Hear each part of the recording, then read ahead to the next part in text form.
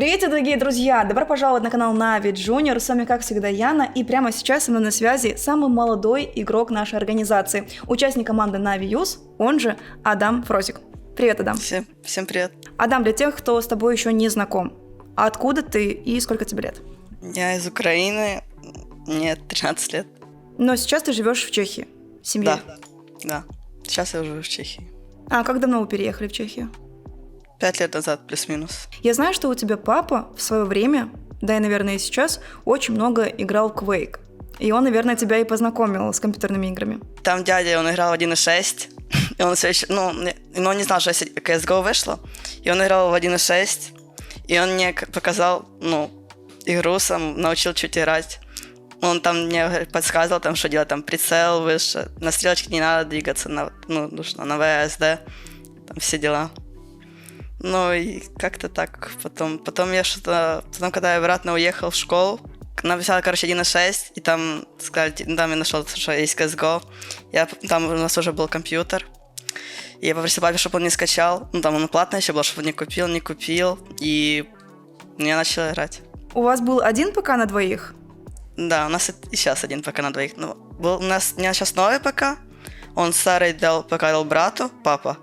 А новый, оставил нам на двоих, то есть мы меняемся. А как вы с папой вот в то время, когда был один ПК, договаривались, кто сейчас будет играть? Были у вас какие-то споры? Нет, просто там, он ждал, пока я доиграю, он, ждет, когда я доиграю игру, и потом может сказать, иди что-то поделай, погуляй.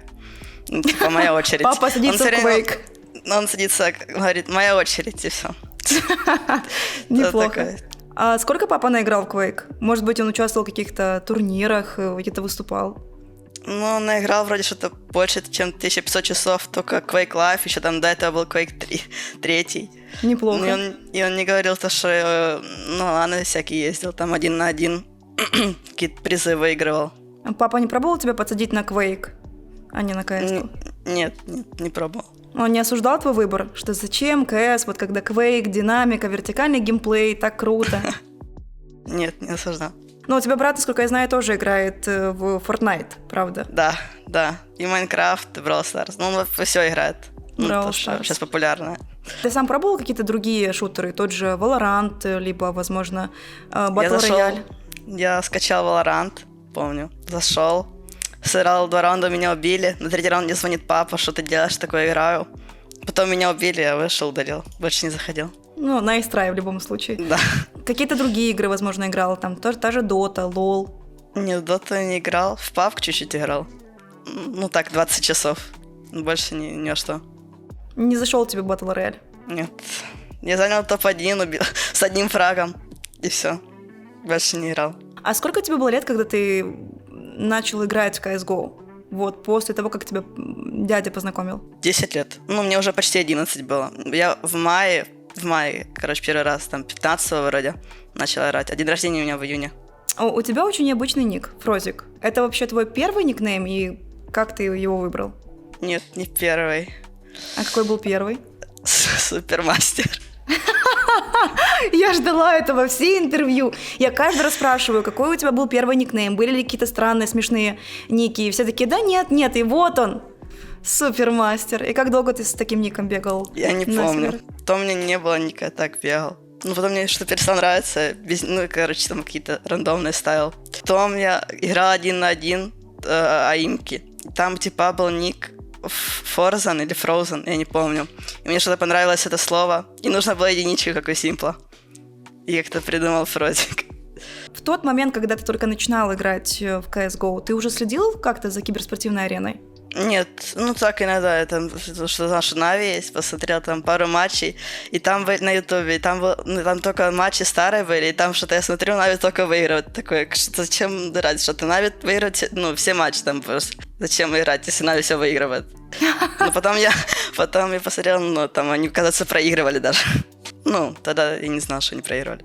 Вот, что тебя замотивировало. Ты видел, как Na'Vi проиграли, ты такой, не все потеряно, я еще могу залететь в последний вагон этого поезда. Был ли у тебя такой момент, когда ты прям четко осознал, что ты хочешь быть киберспортсменом? И у тебя есть все для того, чтобы стать потенциально успешным? Наверное, да. Когда летом, 21 года, плюс-минус. Даже так, это было относительно недавно, получается. Да. А что произошло? Ну, меня в Нави позвали. Ну, и я, неплохо играл, как я думал. Кажется, плохо, но я думал, что неплохо. Как много времени ты тогда уделял игре? Вот сколько тебе времени понадобилось, чтобы апнуть там 10, глобала того же? Глобал я апнул позже, чем 10, потому что я играл, я раньше мало играл ММ, но мне, просто название слишком... Для меня звание раньше было это все. И я играл аимки все время. Ну, не на 1-1, там, 5-5, 7-7, просто сервера, только АК условно. И потом мне папа скачал Faceit, сказал, на, попробуй, поиграй. Я начал играть, первый день играю 3 игры, 3 выигрываю, там еще были допы, а допов же в ММе нет. Я такой, ого, ничего себе. Такой, понравилось, думаю, теперь я тут буду играть. Потом в следующий день захожу, 4 проигрываю, думаю, нет, все, тут я больше играть не буду. Но потом как-то я что-то не играл периодами. Ну и потом я апнул 4-й левел, 5-й, 6-й. Когда у меня был 6-й левел, там были каникулы. У меня там что утром у меня был 6-й левел, папа ходит на работу. Я такой, и потом через 6 я такой, что папа, у меня 7-й левел. Я за день апнул 7-й левел. Ну и так как-то апнул 10. А вот родители тебя всегда поддерживали в твоем увлечении? Или бывали моменты, когда они там ругались, что ты много времени проводишь за компьютером? Валя ругались, говорит, что ты тут сидишь, вот можно так, порисуй, почитай, что-то новое узнай, что ты сидишь, играешь все время. Папа, скорее всего, топил за то, что игры Нет. это... А папа как раз ругался? Да. А как так, папа, если у тебя 1500 часов на Квейке?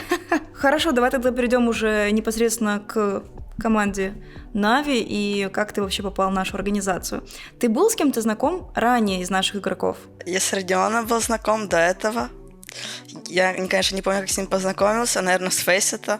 Так, или я не помню. Я не следил, я уже в 18 году был, а я в 18 году только в КС начал играть, и я не знал про это. Я смотрел, потом смотрел там всякие видео, мне очень сильно нравилось. Мечтала тоже туда попасть. Круто. И вот теперь ты тут. Мы с тобой записываем это интервью. Теперь тут. И рассказывай, как ты попал в нашу организацию, кто с тобой связался, когда это было, какие у тебя были эмоции? Помню, я просто сидел, и Родион мне пишет «Привет». И такой пишет просто «Жди». И я, потом спросил, когда у меня день рождения. У меня 12 еще было. Потом пишет «Скоро, все будет, жди». И потом вроде не пишет, когда сможешь в ТС зайти? Я тогда не был дома. Написал, что, потом я пришел домой, мы зашли в ТС, и мне говорят, Амиран, приглашаю тебя в Нави. Блин, какие у тебя были эмоции? Да я не знаю, просто не знал, что сказать. Был рад очень сильно. Адам очень позитивный игрок, он очень много говорит, но его умения в таком раннем возрасте очень впечатляют. Я, наверное, не видел давно игроков такого возраста с таким потенциалом. Если Адам будет правильно заниматься, не свернет с пути, он может стать одним из лучших в мире в будущем. Ты как-то советовался с родителями, рассказывал им об этом предложении? Что они тебе сказали? Да, я говорил с ним по поводу контракта, чтобы там нужно было все порешать. И все. Как ты сейчас развиваешься? Работаешь ли ты индивидуально? Работали с тобой Амиран? Как ты тренируешься в целом? Пока нет. Сейчас я просто тренируюсь в Фейсе, там играю ДМчики, всякое такое. Идеально пока не тренируюсь. И хожу на тренировки также, к джуниорам, смотрю, что там делают. Мне, кстати, рассказывали ребята из Нави Junior, что ты залетаешь к ним в TeamSpeak и периодически душишь новый состав. Бывает. За что душишь? Да просто так. Просто чтобы знали. Чтобы была дисциплина. Есть какие-то смешные истории, когда ты там заходил к ребятам после матчей, либо перед матчами, либо на разборы, после официалок? На разборах есть прикольный момент. Какие, к примеру? Что не сказать про Влада? Влад расстроится. Нужно какой-то другой, нужно вспомнить. Когда ты критикуешь, типа, игроков? Ну это да, бывает. Я просто говорю, ну зачем тут пик, ну там нужно было убить. Или там условно, может кто-то не убить спину, ну, на праке, и типа, наверное, скажет, ну, типа, что скажет, я могу там повторить или ну, что-то свое сказать, почему не убил. Не потренируйся. Неплохо. Они не обижаются? Да нет. У вас хорошие отношения с ребятами? Да. Угу. Хорошо, а с кем из Нави ты общаешься уже сейчас? Не только из Нави Junior, может быть, с кем-то из Основы, и из других дисциплин? С Основы нет. Но с джуниорами общаюсь с Марком и Андреем больше всего. Угу. А с кем-то из основного состава, может быть, играл? С Симплом играл. И как тебе Симпл? Вы в одной команде, либо друг против друга? В одной. Мы играли на Нике. Мы начали за КТ, пистолетка, бил троих, он походил меня. Как вообще обстоят дела у тебя с стримингом? Планируешь ты как-то развиваться вот в этой сфере? Ну да, но пока что так, сложненько. Почему? Просто потому что я хожу на тренировку, я хожу в школу, потом я перехожу там сразу в тренировку, я там смотрю немножко. Нет времени. Нет, там есть время, просто мне еще брат сзади, он кричит, там нужно сказать, чтобы ушел в другую комнату, чтобы не отвлекал. А вы живете в одной комнате вместе? Да. И не мешаете друг другу, когда играете? Но они не мешают, когда играют, но мешают, когда стримлю, поэтому, нужно его уводить. Ты сказал, что ты учишься в школе. В каком классе? Как хорошо В 7. учишься? В 7. У меня... Да, у меня сейчас, 2 двойки. Это по чешскому и математике. Двойка — это типа 4, там 5-бальная, единица самая хорошая. Да, мне Мирон рассказывал. Да. И, то есть у меня все самые хорошие оценки, все единицы, кроме 22 предметов, там немножко не пошло. Какой у тебя любимый предмет в школе? Не знаю. Рисование, там, где ты рисуешь зиму? Нет, рисование — это худший предмет, самый бесполезный предмет. Нам просто говорят, вот вам бумажка, рисуйте. И типа, что можно научиться из этого? Я не знаю, просто, нам дали бумагу, вот нарисуйте комикс, придумайте. Просто вот вам экземпляры, можете просто комикс сделать. Круто же комикс нарисовать. Да, но нужно как-то что-то уметь, а не просто из чего умеешь. Я так думаю.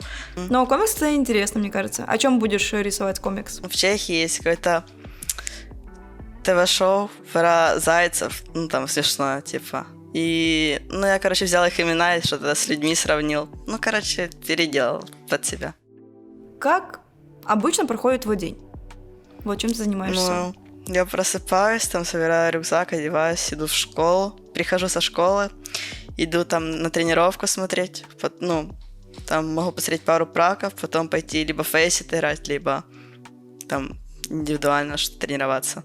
Либо там, какие-то видосики посмотреть, если устал. Угу. А как ты обычно индивидуально тренируешься? Вот прям давай распишем тезисно. С чего ты начинаешь и у меня сколько времени? Нет такого прям графика. Я просто могу пойти, поиграть ДМ, там, час, полчаса, пострелять ботов, КЗ поиграть, всяком, хоп, и все. А сколько обычно по времени это занимает у тебя? По-разному, там, час-полтора, может. Я просто разминаюсь, чтобы там период 5-10 минут. И все. Потом иду играть. Потом могу, если там осталось время, я не успеваю сыграть. Одну там никто не хочет, или условно. Сам не хочу идти. Могу поиграть там ДМ. 20 минут. И все. Бывают ли у тебя такие моменты, когда тебе немного КС надоедает? Да, нет. А бывает, когда проигрываем, но там, не хочется играть. Там из-за команды. Как вчера, к примеру? Да. Мне ребята уже рассказали, что вчера был невезучий день, неудачный для тебя. 7 подряд проиграл. Тильтанул? Да, не особо. А бывают такие моменты, что ты прям тильтуешь из-за результата? Да, я мало тильтую, недолго. Там час-полтора, потом нормально. Там на следующий день все хорошо. А как ты обычно проводишь выходные? Чем занимаешься в свободное время? Там с друзьями, куда-то пойти, чем-то позаниматься, что-то посмотреть или с семьей? Да не, я фильмы не смотрю. Иногда с семьей куда-нибудь там ходим в гости там или еще куда-то. Обычно с друзьями играю в Faceit. Потому что у них выходной, выходные, по выходным. И мы можем в Faceit пойти, что-то поделать вместе. Насколько я знаю, ты раньше увлекался футболом. Угу. Как много и занимаешься ли ты футболом сейчас? Сейчас не занимаюсь, но я плюс-минус 3 года играл. Но ты еще увлекаешься музыкой? Чуть-чуть. Ну, там, из-за школы. На дудочке. Это другое. У меня губная гармошка, есть дудочка. На гитаре раньше играл. Вот, кстати, ребята, немножечко офф-топ. Час ночи, я захожу в TeamSpeak к нашей команде, там сидит Амиран, Латик вроде бы, и вот как Марк, раз... нет? Или Марк. В общем, я несколько Марк, раз заходила, да. Марк, я, Амиран и Адам. И в какой-то момент я просто слышу, как Фрозик начинает играть на губной гармошке. Просто ночью. Да. И потом ты перешел с ПК на мобильный телефон, потому что, видимо, родителям не очень понравился твой перформанс «Час ночи». Пока забрали. Они часто тебе выключают интернет из-за таких вот штучек? Нет, на интернет могут выключить, но иногда предупреждают, потом выключают. Иногда могут там сразу выключить. Редко очень. Хорошо, давай вернемся к дудочке. Просто нам нужно играть. Просто нужно играть на дудке, я не знаю. Сказали, нужно купить, и там мы играли. У вас весь класс играет на дудочке? Ну да, но у нас просто, на 2-3 уроках не было дудочки, и мне сказали то, что нужно, то, что вы играли до этого, нужно играть мне. Нужно было учиться, я так 15 минут в день играл, мне нравилось, и так научился чуть-чуть. Вот вы приходите на урок, достаете дудочки и играете на дудочках. Да. Ты знаешь, кстати, что у команды Na'Vi Junior уже есть как будто бы какая-то примета, связанная с твоим хобби. Ребята рассказывают, что после того, как они забирают первую карту, ты заходишь в TeamSpeak, играешь на дудочке, и они проигрывают. Нет, наоборот, я до первой карты играл, но дудочки не выиграли первую карту и вторую проиграли. Так было 2 раза. А потом, когда играли последний матч с Астралис, я на первой карте не играл, после первой сыграл, а они вторую проиграли. А какие у тебя еще есть увлечения, помимо флейты и футбола в прошлом? Раньше на плавание ходил, на выпиливание. Сейчас я... там нужно... Была доска, на доску ложили какую-то черную бумажку, я не знаю, как это называется, копирка, может, не какая-то бумажечка старая. Черный пакет, пакета. Я поняла, да. И на это ложится какой-то рисунок, обводится карандашом, оно переходит на дерево, потом берется такой паяльничек и выпаливается, чтобы оно было четче на дереве, и потом он вырезается лобзиком. И ты что-то сделал своими руками? Да, я делал всякие там штучки. У меня есть керамбитик и феникс. Ух ты. Или голубь, я не знаю, как это. Или феникс, ты имеешь в виду птица? Да. Он птица, она сложная из деталек, и она стоит на поставочке. Ты не можешь определиться, это феникс или голубь? Ты серьезно? Да. У меня тут, сейчас я покажу. 1 minute later. Ух ты, слушай. Он так, и тут еще... Офигеть, это сделал своими руками? Да, мне помогали чуть. Офигеть, я представляла себе, знаешь, там такую ручную поделку, такую какую-то очень безобидную. Это прям очень круто, ты большой молодец. А какие у тебя цели в плане киберспорта? Чего бы хотелось бы достичь? Может быть, есть какая-то мечта, там, свое граффити, топ-1 HLTV.org? топ-1 HLTV.org, не было прям такой, хотелось, была мечта МВП-мажора, как была, так и есть, осталось. Очень хочется выиграть мажор с командой, выйти на строчку топ-1 HLTV. Как можно уже будет сказать, пройти КС. И в конце уже по традиции игрок говорит пару слов фанатам и болельщикам и зрителям этого интервью, но сегодня вместо Адама это сделаю я. Ребята, всем огромное спасибо, кто посмотрел это интервью. Обязательно подписывайтесь на канал, чтобы ничего не пропустить. Ставьте побольше лайков, потому что Фрозик этого заслужил, очевидно. И, конечно же, пишите в комментариях ваши вопросы для Адама. Я думаю, что в следующем интервью мы на них обязательно ответим. С вами была Яна и Адам Фрозик. До скорых встреч. Пока-пока. Пока-пока.